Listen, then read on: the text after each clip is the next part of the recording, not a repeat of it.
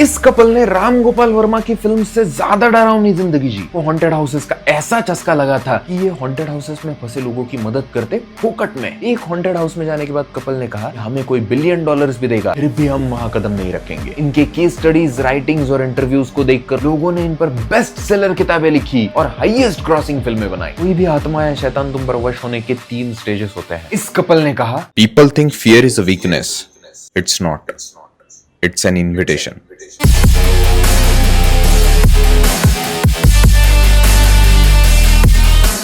तो आज का एपिसोड थोड़ा सा जंप स्केरी होने वाला है। जंप स्केरी यानी पता है आपको?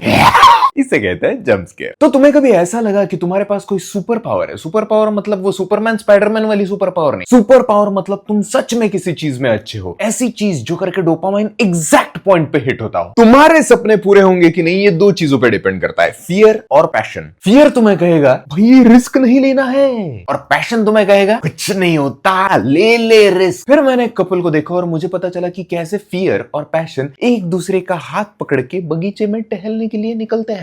इस कपल ने राम गोपाल वर्मा की हॉरर फिल्म से ज्यादा डरावनी जिंदगी जी। विक्रम भट्ट की मूवीज को ये जिंदा निकल जाए ऐसी इनकी लाइफ स्टोरी रही, और अपने फियर को अपना पैशन बना के इन्होंने ऐसे कारनामे किए। दुनिया को डराने वाले भूत अगर इन्हें देखते हैं ना तो आज भी चड्डी में सुसु कर देते हैं। भूत चड्डी पहनते हैं क्या? पता नहीं। भूत सुसु करते हैं क्या? पता नहीं।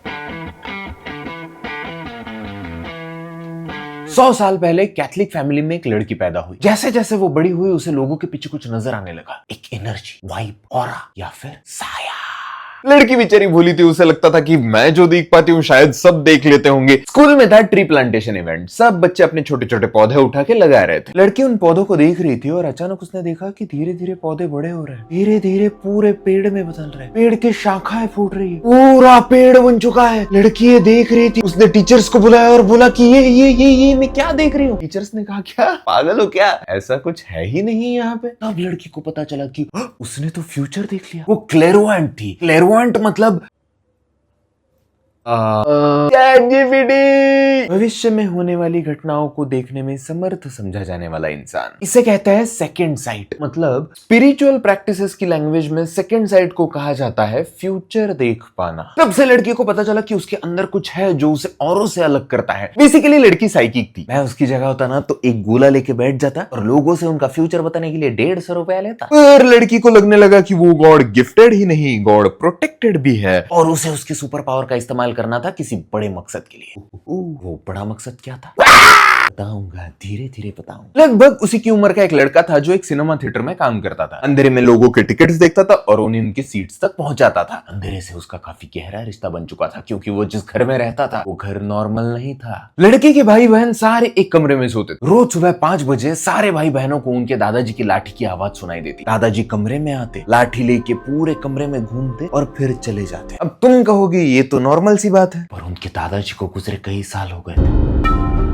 लड़का एक हॉन्टेड हाउस में रहता था। सिर्फ दादा ही नहीं, उनकी डेड लैंडलेडी को भी लड़के ने घर में देखा। एक अजीब सी नन लड़के के सपने में आती और उसे उसका फ्यूचर पता, इसीलिए लड़का हमेशा घर से बाहर रहने लगा था और वो सिनेमा थिएटर में काम करने लगा। सिनेमा थिएटर में एक दिन लड़के की मुलाकात हुई लड़की से। उन दोनों को आपस में कुछ कनेक्शन सा फील हुआ और एक साइकिक लड़की और एक हॉन्टेड हाउस में रहने वाला लड़का दोनों बन गए दोस्त। फिर आया सेकेंड वर्ल्ड वॉर। लड़का नेवी में ज्वाइन हो गया। लड़का जब एक शिप पर था तब उस शिप पर अटैक हुआ। इनके जहाज पर हुआ ब्लास्ट, लगभग सारे लोग मारे गए। लड़का कैसे वैसे पानी में कूदा। वो देखने लगा आसपास 3 वॉरशिप्स जल रही थी, बचने का कोई नामो निशान नहीं था, और कहीं से एक अचानक से शिप आई। उसने लड़के को देखा और बचा लिया। लड़के की हॉस्पिटल में आंख खुली और लड़के से पूछा गया कि तुम्हें किस शिप ने बचाया, तो लड़के ने उस शिप का नाम बताया। ऐसी कोई शिप नेवी में थी ही नहीं।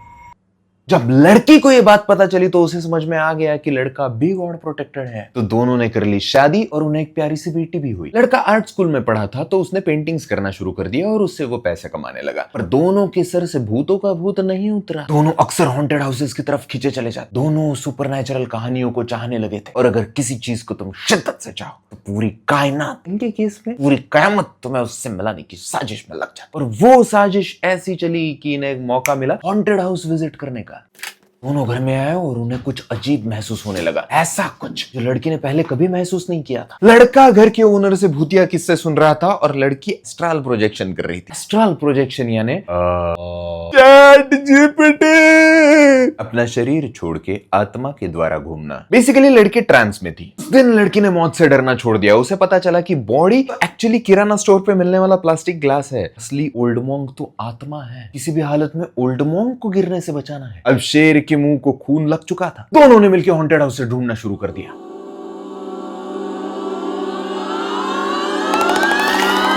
मेरे अंदर टैलेंट बहुत है पर मैं लोगों को अप्रोच नहीं कर पाता। ये दोनों क्या करते थे पता है? ये दोनों ड्राइव पर निकलते, लड़की को कुछ फील होता कि यार इस घर में कुछ है। लड़का उस घर के सामने गाड़ी रोकता, उस घर का एक स्केच बनाता, लड़की वो स्केच लेती, घर के दरवाजे पे जाती, नॉक करती, दरवाजा खुलते ही उन्हें दिखाती कि मेरे हस्बैंड ने तुम्हारे घर का इतना प्यारा स्केच बनाया है। लोग लड़का और लड़की को घर में इन्वाइट करते और बातों बातों में ही घर में क्या अजीब हो रहा है ये बताते। फिर लड़का और लड़की घर वालों को उस प्रॉब्लम से बाहर निकलने के लिए मदद करते। Most random technique to approach. शायद मुझ में वो बात है ही नहीं। इस इंफीरियर कॉम्प्लेक्स से बहुत डर लगता है यार मुझे। नहीं भाई, इस वीडियो में ये दरवाजा नहीं खोलना चाहिए। ये तरीका ऐसा चला कि इन दोनों के लिए ऑल टुगेदर नया बिजनेस शुरू हो गया। ऐसा बिजनेस जो ये फोकट में कर रहे थे। पैसे कैसे मांगते? सोचो आप एक घर में जा रहे हो जहां डरावनी आवाजें सुनाई देती है, कुर्सियां यहां से वहां उड़ती है, कभी कभी लोग भी यहां से वहां फेंके जाते हैं, और ऐसे में अगर आप उनसे बोलोगे भाई 150 रुपए जीपे कर दोगी क्या, तो कैसे चलेगा? तो इन्होंने कर दिया चैरिटी वर्क शुरू। इनके पास इतनी हॉन्टेड स्टोरीज आ चुकी थी जितनी आपकी दादी कभी सोच भी ना पाती, और ये सब सच थी, बिल्कुल सच। पर इन पर कोई विश्वास नहीं करता था। तो इन्होंने सोचा कि क्यों ना आगे आने वाली जनरेशंस के लिए डॉक्यूमेंटेशन किया जाए। तो इन्होंने शूट और रिकॉर्ड करने के लिए अपनी एक टीम बनाई। टीम ने विक्टिम्स की बातें रिकॉर्ड करना शुरू कर दिया। बातें फैलने लगी, लोग कहने लगे आपके घर में कुछ भी गड़बड़ है, इन दोनों को फोन करो और घर पे बुला लो। ऐसा कहा जाने लगा कि ये दोनों किसी भी भूत को भगा सकते हैं। इन्होंने अपनी जिंदगी के 60 सालों में 10,000 केसेस सॉल्व की। 10,000। चलो कैलकुलेट करते हैं। 10,000 divided by 60, 167 cases in a year. एक महीने में 14 केसेस। लगभग आधा महीना ये किसी भूत की बाहों में बिता रहे थे। लोग उन्हें लाइक करने लगे, उनकी बातों को शेयर करने लगे, उनके थॉट्स को सब्सक्राइब करने लगे, यहाँ तक कि भूत भी खतरे की घंटी यानी बेल आइकन दबाने लगे। और क्या आप भी मेरे लिए ये करना चाहते हो?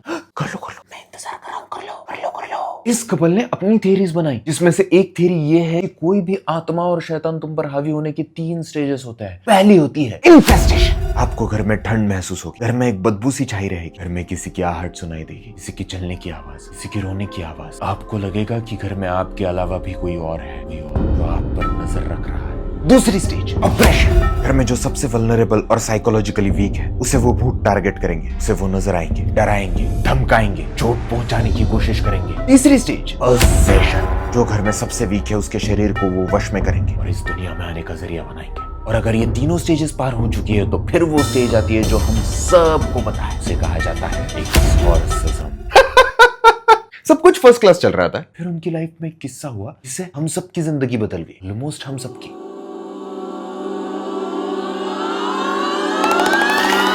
तो हुआ ये कि एक फैमिली ने पुराना फार्म हाउस खरीदा। माँ बाप और 5 बेटियां, ऐसे 7 लोग उस घर में शिफ्ट हो गए। घर में आते ही कुछ अजीब चीजें घटने लगी। छोटी बच्ची को घर में एक बूढ़ा आदमी नजर आने लगा। वो दिखाई देता और गायब हो जाता। घर में एक मरे हुए जानवर की अजीब बदबू छाने लगी। घर में एक जगह रखा झाड़ू कहीं और मिलता। बुक शेल्फ से बुक्स फेंकी जाती और बच्चों के बिस्तर सुबह ठीक 5:15 पर हिलने लगते। Typical horror film setup. फर्क बस इतना था कि ये सब सच हो रहा था। फाइनली हमारे पैरानॉर्मल कपल को बुलाया गया। लड़की ने घर देखा और उसे पता चला कि घर में कुछ अजीब है। तो लड़की ने परफॉर्म किया सेंस, मतलब चैट जीपीटी, वो बैठक जिसमें प्रेतात्मा से संवाद किया जाता है। बेसिकली प्लानचेट किया। प्लानचेट से उस घर में भूतों से बात करने की कोशिश की। उस प्लानचेट के दौरान अचानक से 5 बच्चों की माँ ने कुर्सी उठाई और पैरानॉर्मल कपल पे फेंक के मारी। पता चला उन बच्चों की माँ ऑलरेडी उस शैतान के वश में थी। उस माँ को एक कुर्सी से बांधा बेसमेंट में ले जाया गया। एक प्रीस्ट को बुलाकर एक्सॉर्सिज्म किया गया। तब पोजीशन खत्म हुआ। पता चला कि उस घर में एक औरत रहा करती थी जो ब्लैक मैजिक प्रैक्टिशनर थी और वो इस फैमिली के सहारे जीना चाहती थी। इस किस्से के बाद पैरानॉर्मल कपल की वैल्यू इतनी बढ़ गई कि हॉरर नॉवेल्स के ऑथर्स इन्हें अप्रोच करने लगे। लड़के ने अपना सारा फुटेज उन्हें दिखाया और ऑथर्स ने बेस्ट सेलर नॉवेल्स लिखी। लड़का और लड़की को उस नॉवेल्स के राइट से पैसे तो मिलने लगे। अब पैसे आ ही रहे हैं तो मना कौन करेगा। पर फिर उनका पाला एक ऐसी चीज से पड़ा कि उन्होंने कहा कि भाई कितने भी पैसे दो हम इस घर में नहीं जाएंगे, नहीं जाएंगे, नहीं जाएंगे, नहीं जाएंगे।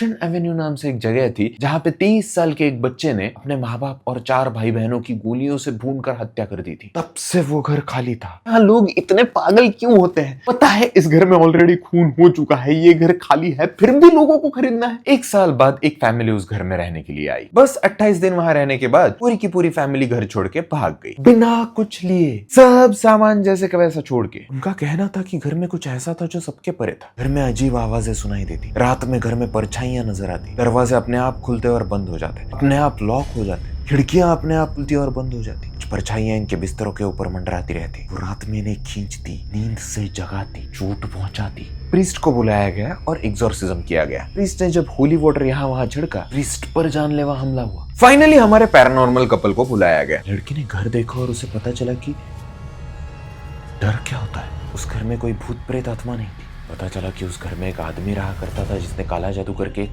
शैतान को वश में किया था। शैतान को कपल ने बाद में एक इंटरव्यू में बताया कि हमें कोई $1 बिलियन भी देगा, फिर भी हम उस घर में नहीं जाएंगे। उस घर में जो भी कुछ है वो बिल्कुल अच्छा नहीं है। वो तुम्हारी जिंदगी पर हमेशा के लिए घाव छोड़ के जाता है, हमेशा के लिए।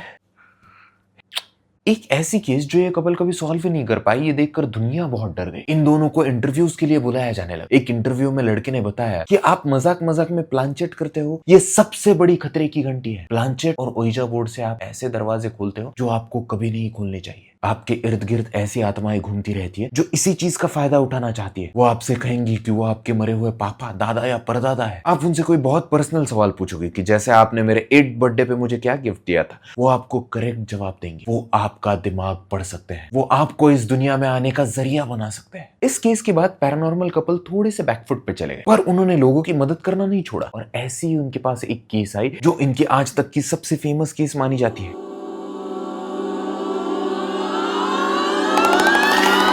एक माँ ने अपनी 16-17 साल की लड़की को एक डॉल गिफ्ट की। लड़की कहीं और पढ़ाई कर रही थी, अपने रूममेट के साथ रहती थी। दोनों लड़कियों ने डॉल को बहुत प्यार से रखा, पर धीरे धीरे उन्हें समझ में आने लगा कि डॉल कुछ अजीब हरकतें कर रही है। कहीं एक जगह रखी हुई डॉल कहीं और मिल जाती। ये दोनों जब भी घर लौटती, घर में कुछ टूटा फूटा मिल जाता, जैसे वो डॉल तोड़ फोड़ के कुछ बोलना चाह रही हो। हद तो तब हो गई जब उस डॉल ने उन्हें छोटी सी बच्ची की हैंडराइटिंग में चिट्ठियां लिखना शुरू कर दिया। लड़कियां ऑब्वियसली डर गई। उन्होंने डॉल को लिया और डस्टबिन में फेंक दिया। रात को उन्होंने देखा कि उनका दरवाजा कोई खटखटा रहा है। लड़कियों ने दरवाजा खोला और देखा डॉल सामने पड़ी थी। दोनों लड़कियां और डर गई। उन्होंने एक प्रीस्ट को बुलाया। प्रीस्ट ने कुछ प्रोसेस किया और उसने बताया कि एक 6 साल की बच्ची की आत्मा इस डॉल में फंस चुकी है। लड़कियां पूरी पागल थी। उन्हें लगा कि एक छोटी सी बच्ची की तो आत्मा है, इसे अच्छे से संभालते हैं। लड़कियों ने डॉल को बच्ची की तरह संभालना शुरू कर दिया और डॉल बुरी तरह से बिहेव करने लगी। एक दिन लड़कियों का दोस्त घर आया था। उसने डॉल का मजाक उड़ाया और उससे उसकी छाती में कुछ फील हुआ। उसने शर्ट उतार कर देखा तो पूरे चाकू से भोंक दिए हुए निशान थे। लड़का दर्द से चीखने चिल्लाने लगा। लड़कियां भागते हुए आई, देखा तो लड़के की छाती पे कुछ निशान नहीं थे। कोने में बैठ के डॉल हंस रही थी। फाइनली पैरानॉर्मल कपल को बुलाया गया। लड़की ने देखा और वो समझ गई कि डॉल के अंदर किसी भी छोटी बच्ची की आत्मा नहीं थी। डॉल के अंदर था एक इविल स्पिरिट। डॉल डेमोनिकली पोजेस्ड थी। कपल ने डॉल को अपने कब्जे में लिया। उसे कार में ले जा रहे थे तब अजीब चीजें घटने लगी। कार अचानक से बंद हो जाती। लड़के का सर दर्द करने लगता। लड़की क्रॉस हाथ में लिए बाइबल की पंक्तियां बोल रही थी।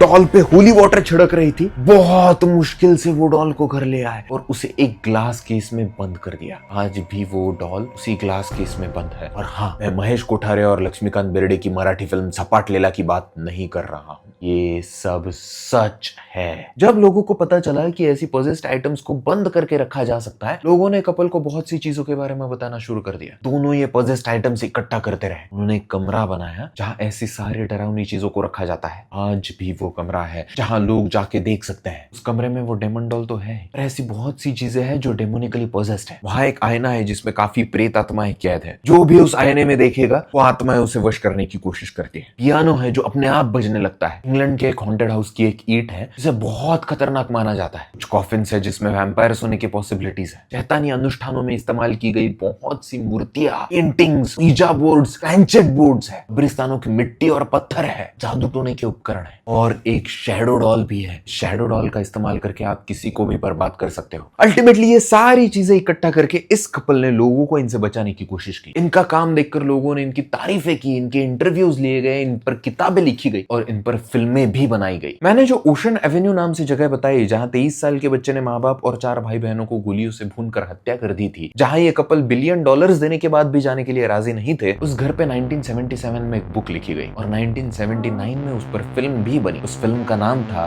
The एमिटिविल horror.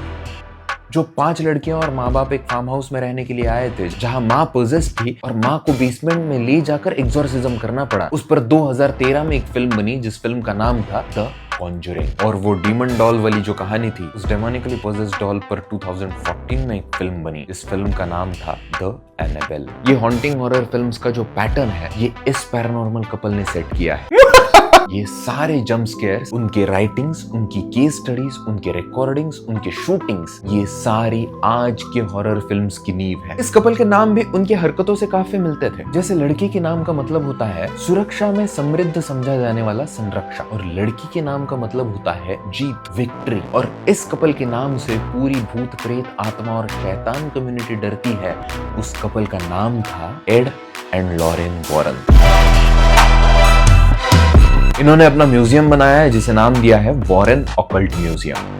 क्या आपको पता है द कॉन्जरिंग वाली फिल्म आधी अधूरी है। आपने एंड में देखा होगा कि माँ को बेसमेंट में ले जाके एग्जॉर्सिज्म परफॉर्म किया जाता है और फिर सब ठीक हो जाता है, पर एक्चुअल में ऐसा नहीं हुआ था। हुआ ये था कि 5 बेटियां और माँ बाप ऐसे 7 लोगों ने इंस्टेंटली घर किसी और को बेच दिया और वो दूसरे शहर में शिफ्ट होने के लिए निकलने लगे। तब एक बेटी ने कहा कि मैं ये घर छोड़ के कहीं नहीं जाऊंगा। माँ बाप और 4 बहनों ने बहुत कन्विंस करने की कोशिश की, पर लड़की नहीं मानी। वो उसी घर में रहना चाहती थी। माँ बाप और 4 बहनों ने जिद छोड़ी और वो घर छोड़ के जाने लगे। तो उन्होंने पीछे मुड़कर देखा, जो लड़की घर में रुकना चाहती थी उसके पीछे किसी औरत का साया था। बात यहाँ खत्म नहीं होती। 4 बहनें और माँ बाप किसी और शहर में शिफ्ट हो गए। एक दिन घर की सबसे छोटी बच्ची ने उसकी माँ और बड़ी बहन को गार्डन में देखा। बच्ची भागते वहां गई तो उसी औरत का साया दोनों के पीछे खड़ा था और उस औरत ने कहा, ये कभी खत्म नहीं होगा, कभी नहीं।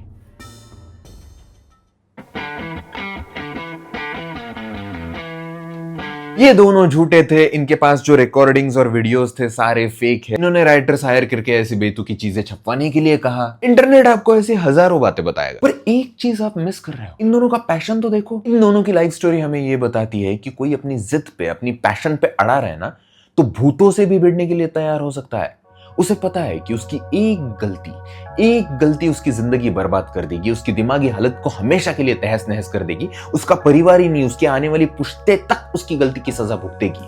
पर उसका जुनून इस सब पे हावी होता है। वो कहता है कि भाई मुझे पता है इसमें रिस्क है, पर हारना नहीं है, रुकना नहीं है, आगे बढ़ते ही जाना है। तो तुम्हें किस बात का डर है भाई? मैं ये किसी से नहीं कहता है कि अभी जो चल रहा है वो सब छोड़ दो और अपना पैशन फॉलो करो, पर तुम इतने बिजी तो बिल्कुल नहीं हो कि तुम्हारी उस सुपर पावर पे तुम वर्क ना कर पाओ। कोशिश तो करके देखो, पता नहीं जिंदगी जीने का बहुत बढ़िया तरीका हाथ लग जाए। फाइनली जब मरोगे और भूत बनकर इस दुनिया में लौटोगे, तब मन में ये मलाल तो ना रह जाए कि यार सपने अधूरे रह गए। और इसीलिए आज मैं भटक रहा हूं।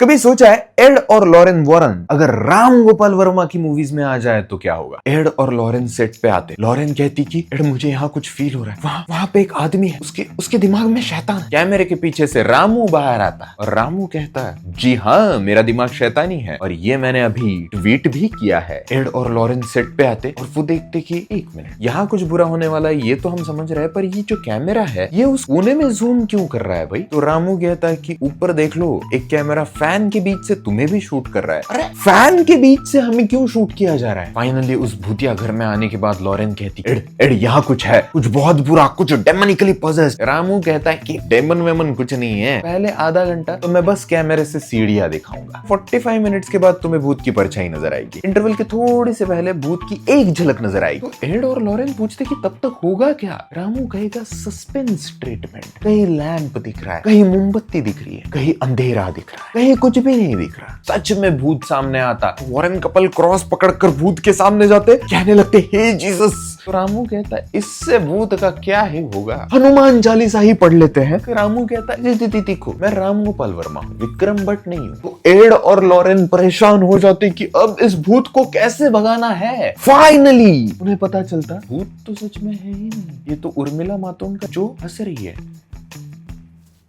ऐसे करके एड और लॉरेन कहते कि भाई हॉरर फिल्म चल रही थी, ये हमें सीरियल किलर फिल्म में क्यों डाल रहा है। रामू कहता कि तुम्हारा नसीब तुम्हें कौन में डाला, सत्या या कंपनी में डालता तो वहां तो भूत आता कट्टे के साथ, वहां बीच में कल्लू मामा पे डांस भी करना पड़ता और सपने में मिलती है में भी नाचना पड़ता। 10,000 केसेस सॉल्व करने के बाद हमें पता चला कि राम गोपाल वर्मा जितना डरावना दुनिया में कुछ नहीं है। एड और लॉरेन कहते कि भाई शैतान सच होता है और उसका सामना करना चाहिए। राम गोपाल वर्मा कहता शैतान सच नहीं होते, डर सच होता है और डर का सामना करना चाहिए, डर का सामना करना चाहिए।